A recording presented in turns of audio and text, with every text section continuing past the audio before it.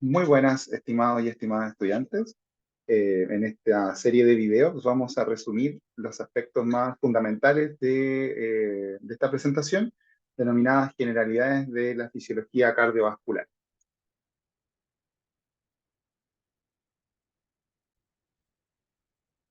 Como resultado de aprendizaje de estas dos grabaciones, ustedes deben explicar el funcionamiento fisiológico del organismo, específicamente desde una perspectiva cardiovascular, durante la práctica de la actividad física para una correcta aplicación de los métodos de enseñanza en su quehacer pedagógico. Y específicamente el criterio de evaluación que trabajaremos es que ustedes logren establecer el funcionamiento fisiológico, específicamente a nivel cardiovascular, al realizar actividad física. Entonces, para poder conocer estos antecedentes, nosotros vimos en clases anteriores los aspectos generales o morfológicos de relevancia, es decir, cómo está constituido este sistema cardiovascular, cuáles son sus principales funciones, los distintos tipos de vasos sanguíneos, etcétera. Ahora vamos a adentrarnos en aquellos aspectos fisiológicos relevantes que ustedes deben manejar para poder comprender a posteriori eh, el efecto que tiene el ejercicio, tanto a nivel agudo como crónico, sobre el sistema cardiovascular.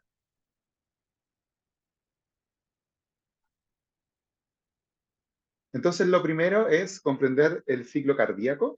El ciclo cardíaco, desde la perspectiva del corazón, consta de una serie de sucesos, tanto eléctricos, contráctiles, hemodinámicos o de movimiento de sangre, y sonoros ocurridos entre un latido y el otro.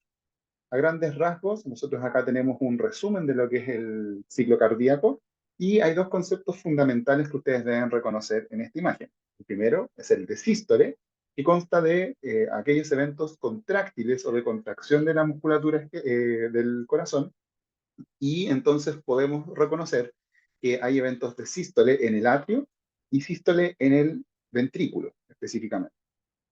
Lo contrario, que es la relajación de estas paredes musculares, la cual permite el llenado de sangre en cada una de las cavidades, se va a conocer con el nombre de diástole.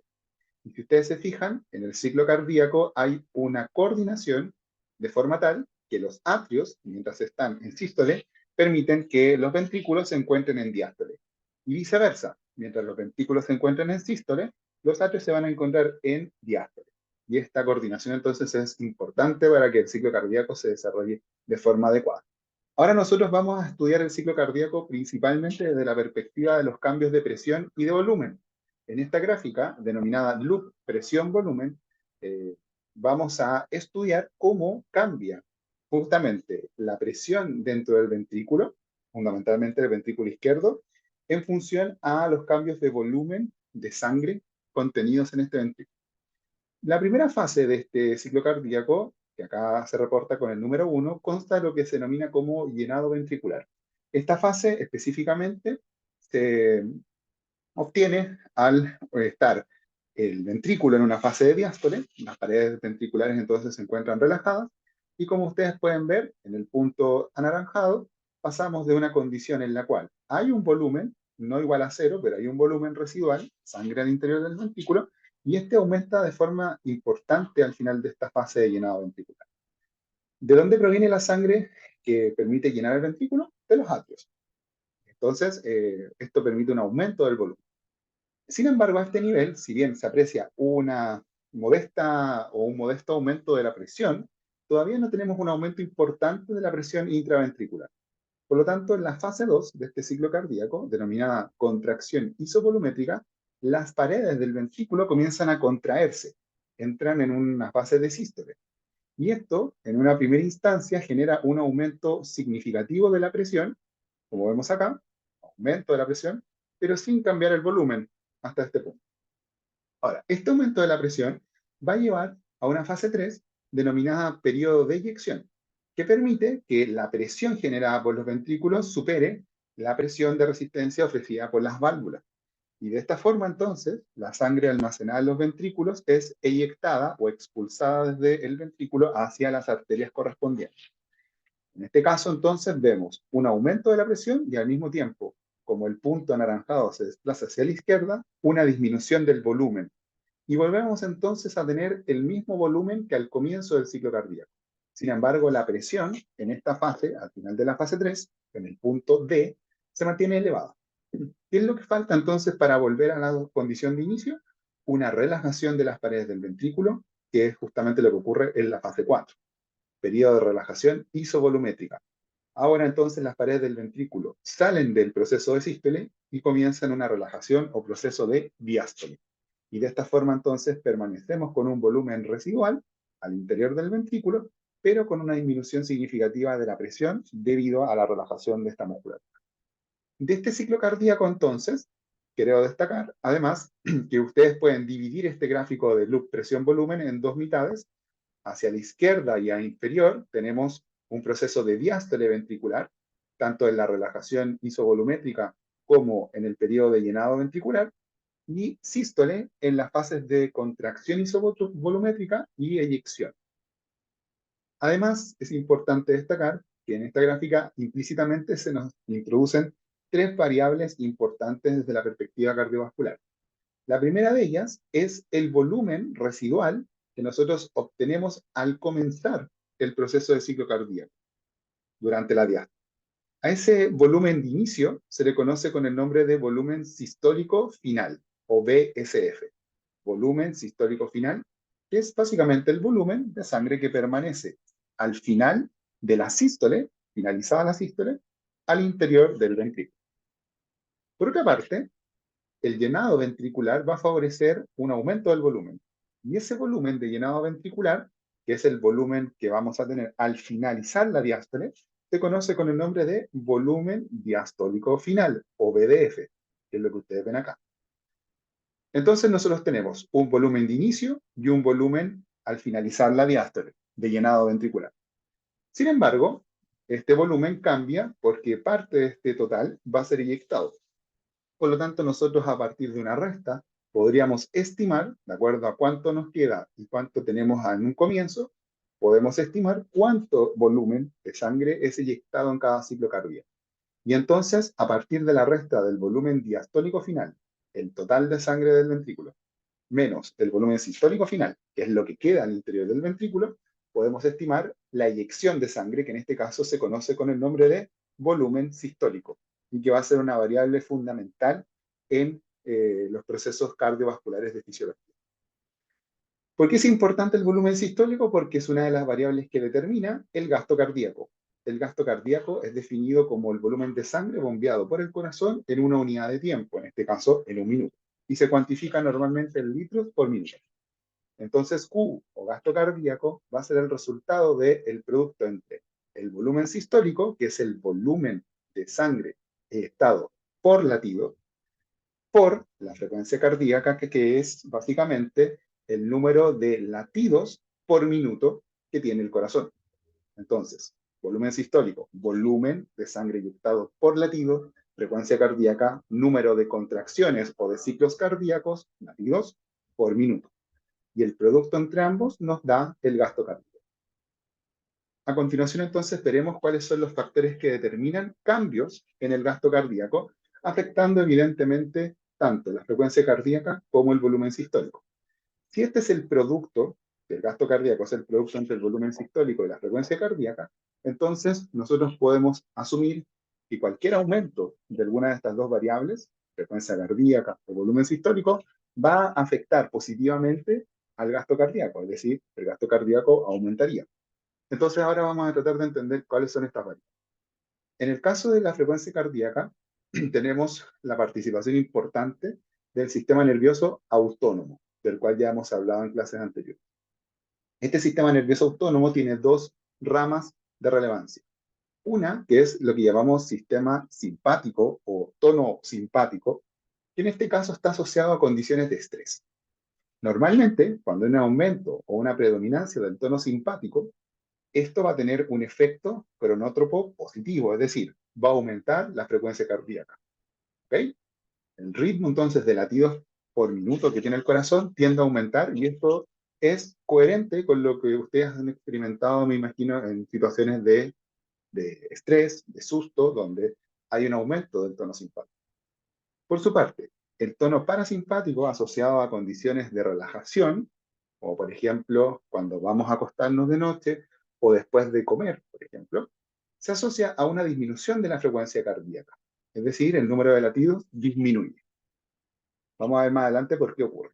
Y para comprender eso, primero tenemos que entender a grandes rasgos que el corazón tiene dos eventos eléctricos que van a determinar su ritmo. ¿Ok?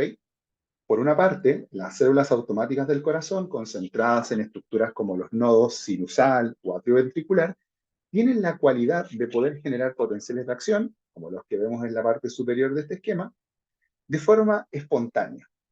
Y estos van a ser importantes porque son los que determinarán el ritmo de latidos del corazón finalmente. Por otra parte, las células contráctiles o células de músculo cardíaco propiamente tal del corazón, tanto en el atrio como en el ventrículo en este caso, van a ser excitadas de acuerdo a las ondas de propagación de los potenciales de acción automáticos. Y dado que estas células se encuentran unidas en una red sincicial, la estimulación de una célula puede ser transmitida al resto de células del sistema, permitiendo que este tejido muscular completo eventualmente genere potenciales de acción y, en consecuencia, se contraiga, generando potenciales de acción de morfología distinta, como los que vemos, por ejemplo, en el esquema inferior de la pantalla. Por lo tanto, tenemos dos tipos de potenciales de acción: los de la parte superior, en células automáticas, y los de la parte inferior, en células contráctiles, como por ejemplo las células musculares del ventrículo.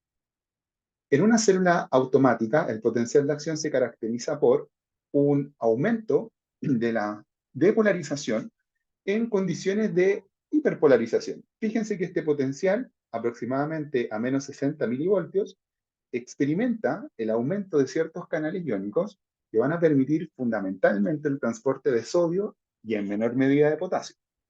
Dado que principalmente se transporta sodio, ustedes saben que el sodio se encuentra fundamentalmente en el medio extracelular, esto va a favorecer una depolarización por aumento de cargas positivas al interior de la célula. Y eventualmente, a cierto nivel, cercano a menos 40 milivoltios, vamos a tener la apertura de ciertos canales iónicos activados por voltaje nuevamente, y en este caso estos canales van a ser permeables al calcio. El calcio es otro ion bivalente con carga positiva que está muy concentrado en el medio extracelular, por lo tanto, ante esta apertura vamos a tener una depolarización importante de mayor magnitud, la cual va a alcanzar valores cercanos a más 20 milivoltios. En este punto, entonces, se cierran los canales de calcio y al mismo tiempo se abren canales de potasio activados por voltaje. Y recuerden que los canales de potasio activados por voltaje, los cuales se suelen abrir en fases de repolarización del potencial, van a permitir la salida de potasio desde el intracelular hacia el extracelular. Con esto se consigue entonces perder cargas positivas y por lo tanto volver a polarizar esta membrana, y es lo que vemos entonces en la repolarización. Finalmente, llegamos a un punto en el cual nuevamente alcanzamos un voltaje de menos 60 milivoltios, lo cual va a hacer que, por una parte, se cierren los canales de potasio, pero al mismo tiempo se vuelvan a abrir estos canales iónicos de corriente rara o IF, corriente Fanny, de la que hablamos en clases, y van a permitir la apertura de canales básicamente asociados al transporte fundamentalmente de sodio. Y luego entonces esto permite que se vuelva a depolarizar la célula de forma automática. Por lo tanto, con esto lo que conseguimos es una formación de potenciales de acción espontánea, que no se detiene y que va siendo frecuente a lo largo del tiempo. En el caso del músculo cardíaco propiamente tal, vamos a tener una condición ligeramente distinta. Si se fijan, a diferencia de la célula automática, esta cuenta con una fase de reposo, que acá aparece con el número 4, y luego, ante la llegada del evento depolarizador proveniente de las células automáticas, se genera una depolarización importante en la fase 0 por apertura de canales de sodio activados por voltaje. Entonces tenemos un aumento significativo del potencial. En uno, lo que tenemos es el cierre de estos canales de sodio, al mismo tiempo que se abren algunos canales de potasio, por lo cual podemos observar una pequeña disminución en el voltaje de la membrana. No obstante, inmediatamente después se van a abrir, en lo que conocemos como fase 2, la apertura de ciertos canales de calcio activados por voltaje, los cuales van a estar en competencia con aquellos canales de potasio que fueron abiertos en la fase 1. Entonces, tenemos ingreso de iones calcio con carga positiva y al mismo tiempo una salida proporcional de potasio en términos de carga, lo cual hace que el potencial de acción se mantenga constante, cercano a un voltaje de cero, por un tiempo importante del potencial. En esta fase 2 está ingresando calcio y este calcio va a ser muy importante por razones que les explicaré en breve. Finalmente, en la fase 3 se cierran los canales de calcio que estaban presentes en la fase 2, se mantienen abiertos los canales de potasio, por lo tanto hay una repolarización y volvemos entonces a la fase 4 de reposo. ¿Por qué es importante el calcio que ingresó en la fase 2? Principalmente porque este calcio va a ingresar por un canal denominado canal de calcio de tipo L, o también conocido como canal receptor de dihidropirina, que en el caso de la célula de músculo cardíaco es un canal que permite el ingreso de calcio. Y este calcio, a su vez, que ingresa por estos dos canales, va a unirse a un canal receptor de rianodina ubicado en la membrana del retículo sarcoplasmático.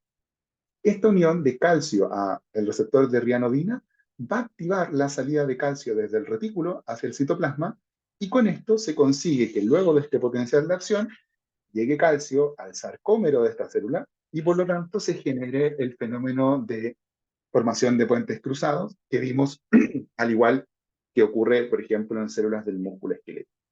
Por lo tanto, ¿por qué es importante la fase 2? Porque esta fase 2 permite el ingreso de calcio y por una liberación inducida por calcio es que favorecemos la contracción de los ventrículos. En consecuencia, entonces, el músculo cardíaco experimenta un acoplamiento de excitación-contracción denominado liberación de calcio inducida por calcio. Y es importante de aquí a la evaluación que sepan distinguir las diferencias que pueden haber entre el potencial de acción de la célula de músculo cardíaco con, por ejemplo, el potencial de acción que tenemos en esta gráfica correspondiente al músculo esquelético, el cual tiene una cinética y una morfología completamente distinta.